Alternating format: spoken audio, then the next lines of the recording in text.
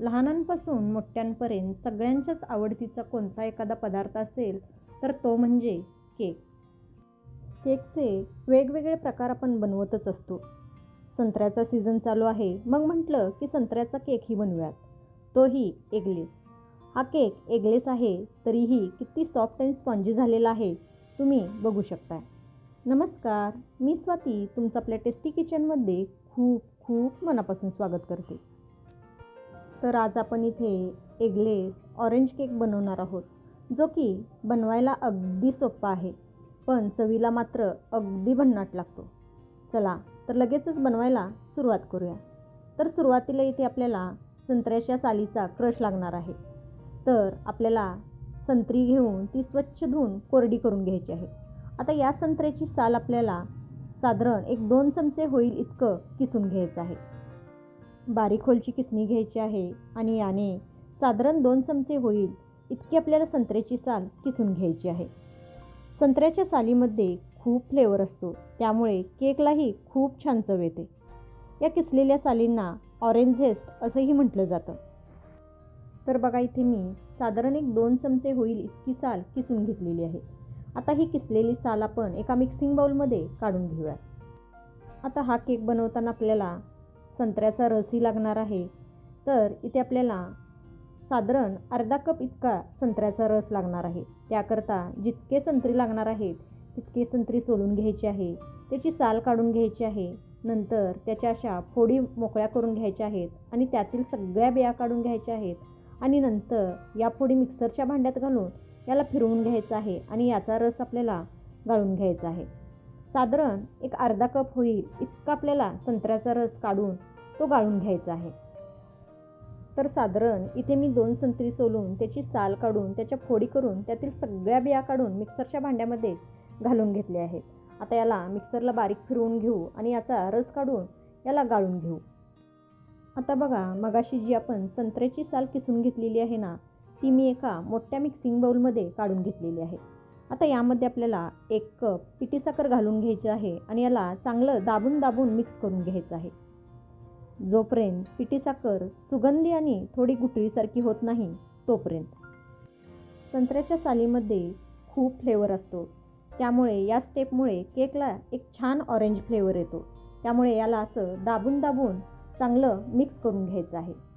तर बघा इथे मी याला छान असं दाबून दाबून मिक्स करून घेतलेलं आहे. पिठी साखर थोडीशी गुठळीसारखी झालेली आहे, थोडी ओलसर झालेली आहे. आता यामध्ये आपल्याला पाऊण कप दही घालून घ्यायचं आहे. इथे आपण अंडी वापरणार नाही, त्यामुळे दही अवश्य घाला. सोबतच यामध्ये आपल्याला अर्धा कप तेल घालून घ्यायचं आहे. तेलाऐवजी बटर, तूप वापरला तरीही चालेल. सोबतच यामध्ये आपल्याला अर्धा चमचा व्हॅनिला इसेन्स घालायचा आहे. व्हॅनिला इसेन्स घालणं पूर्णपणे ऑप्शनल आहे. तसंच यामध्ये आपल्याला अर्धा कप संत्र्याचा रस घालून घ्यायचा आहे. जो आपण मगाशी अर्धा कप संत्र्याचा रस काढून घेतलेला आहे ना, तो सगळा यामध्ये घालून घ्यायचा आहे आणि याला चांगलं मिक्स करून घ्यायचं आहे. केक बनवताना मेजरमेंट खूप महत्त्वाचं आहे, त्यामुळे तुम्हीही असं मेजरिंग कप वापरा किंवा घरातील एखादी वाटी, चमचा सेट करा आणि त्याने सगळं साहित्य मोजून घ्या. तर बघा, याला मी चांगलं मिक्स करून घेतलेलं आहे. आता यामध्ये आपण जे कोरडे जिन्नस घालणार आहोत ना, त्याला आपल्याला चाळून घ्यायचं आहे. त्याकरता इथे मी अशी एक चाळणी घेतलेली आहे.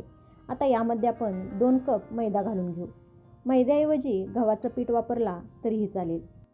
सोबतच यामध्ये आपल्याला 1 टीस्पून बेकिंग पावडर आणि अर्धा टीस्पून खायचा सोडा घालायचा आहे आणि हे सगळं आपल्याला यामध्ये चाळून घ्यायचं आहे. सगळं छान चाळून घेतलं. आता चमच्याने याला आपल्याला चांगलं मिक्स करून घ्यायचं आहे. केक करत असताना एक गोष्ट लक्षात ठेवायची, ते म्हणजे जो आपण खायचा सोडा वापरतो ना, तो फ्रेशच वापरायचा. सोबतच जे आपण बेकिंग पावडर घेतलेलं आहे ते फ्रीजमध्ये ठेवलेलं असेल तर त्याला बाहेर काढून रूम टेम्परेचरवरती येऊ द्यायचं आहे आणि नंतरच मग ते यामध्ये वापरायचं आहे. तर बघा, याला मी चांगलं फेटून मिक्स करून घेतलेलं आहे. पण हे बॅटर मला थोडं घट्ट वाटत आहे, त्यामुळे यामध्ये मी साधारण 2 ते 3 चमचे होईल इतकं दूध घालून याला परत एकदा चांगलं मिक्स करून घेणार आहे. आवश्यकता वाटत असेल तरच तुम्ही यामध्ये दूध घाला, नसेल तर नाही घातला तरीही चालेल. कपमध्ये मैदा भरत असताना तो कसा भरला आहे त्यानुसार इथे आपलं दुधाचं प्रमाण थोडं कमी अधिक होऊ शकतं. तर बघा, याला मी दूध घालून परत एकदा चांगलं मिक्स करून घेतलेलं आहे. या कन्सिस्टन्सीचं आपल्याला बॅटर बनवून घ्यायचं आहे. खूप ओव्हरही आपल्याला मिक्सिंग करायचं नाही. इथे आपलं केकचं बॅटर बनवून तयार झालेलं आहे. आता बघा, इथे मी केकचं बॅटर बनवण्याआधीच ज्या टीनमध्ये आपण केक बेक करणार आहोत त्याला तुपाने चांगलं ग्रीस करून त्यावरती मैदा भुरभुरून डस्टिंग करून हा टीन तयार करून घेतलेला आहे. आता या टीनमध्ये आपण तयार बॅटर लगेचच ओतून घेऊ. लक्षात ठेवा, केकचं बॅटर बनवण्याआधीच इथे आपल्याला असा टीन तयार करून घ्यायचा आहे. सोबतच ज्यामध्ये आपण केक बेक करणार आहोत ते भांडंही आपल्याला प्रीहीट करायला ठेवायचं आहे. सगळं बॅटर केक टीनमध्ये ओतून घेतलं. आता गार्निशिंग करता यावरती आपण थोडी टुटी फ्रुटी घालून घेऊ. टुटी फ्रुटी यावरती घालत असताना ही टुटी फ्रुटी आपल्याला थोड्या मैद्यामध्ये घोळवून घ्यायची आहे, म्हणजे ती केकच्या तळाला जाऊन बसणार नाही. टुटी फ्रुटी घालून झालं. आता हा केक आपल्याला लगेचच बेक करायला ठेवायचा आहे. तर बघा, इथे मी 10 मिनिटापूर्वी म्हणजे बॅटर तयार करण्याआधी ही कढई हाय फ्लेमवरती प्रीहीट करायला ठेवली होती. कढई चांगली प्रीहीट झाली आहे. आता यामध्ये हा केक टीन ठेवू आणि कढई चांगली कवर होईल असं यावरती झाकण ठेवून सुरुवातीची 10 मिनिटे हाय फ्लेमवरती आणि नंतरची 40 ते 45 मिनिटे लो फ्लेमवरती हा केक आपल्याला बेक करून घ्यायचा आहे. टीनचा आकार, बॅटरचं प्रमाण यानुसार केक बेक होण्यासाठी कमी अधिक वेळ लागू शकतो. पण सुरुवातीला एक अर्धा ते पाऊण तास हा केक आपल्याला अजिबात उघडून बघायचा नाही. तर हा केक आपण चांगला बेक करून घेऊ. तर बघा, इथे मी हा केक चांगला बेक करून घेतलेला आहे. अगदी मस्त असा हा केक फुललेला आहे, तुम्ही बघू शकताय. आता घरातील एखादी सुरी किंवा टूथपिक घ्यायची आहे, ती बरोबर केकच्या मध्ये रोवून बघायची आहे.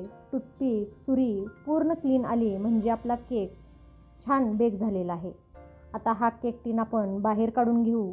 यावरती सुती कापड झाकून हा केक आपण पूर्णपणे थंड करून घेऊ आणि नंतरच हा केक आपण डिमोल्ट करून घेऊ.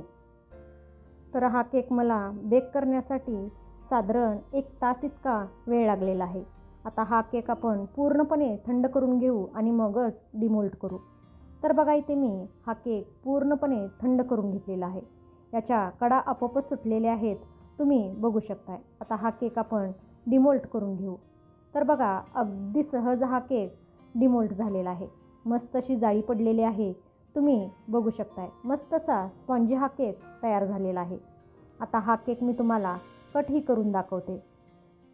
हा केक कट करत असताना अगदी सहज कट होत आहे, तुम्ही बघू शकताय. म्हणजे आपला केक अगदी मस्त असा सॉफ्ट झालेला आहे. संत्र्याचा सीझन आहे. हा केक चवीला खूप छान लागतो. त्यामुळे या संत्र्याच्या सीझनमध्ये हा असा ऑरेंज केक तुम्हीही एकदा नक्की बनवून बघा. तर बघा, अगदी मस्त असा सॉफ्ट स्पॉन्जी हा ऑरेंज केक तयार झालेला आहे. चवीला तर अप्रतिम लागतो. असा हा ऑरेंज केक तुम्हीही बनवा आणि मला कमेंट करून नक्की सांगा. रेसिपी आवडली असेल तर प्लीज लाईक करा, आपल्या प्रियजनांसोबत शेअर करा, व्हिडिओला हाईप करायला विसरू नका. तसंच टेस्टी किचनला अजून सबस्क्राईब केला नसेल तर प्लीज सबस्क्राईब करा. परत भेटू अशाच एका छानशा रेसिपीसोबत. तोपर्यंत मस्त खा, टुमटुमीत रहा. Bye bye. Thanks for watching.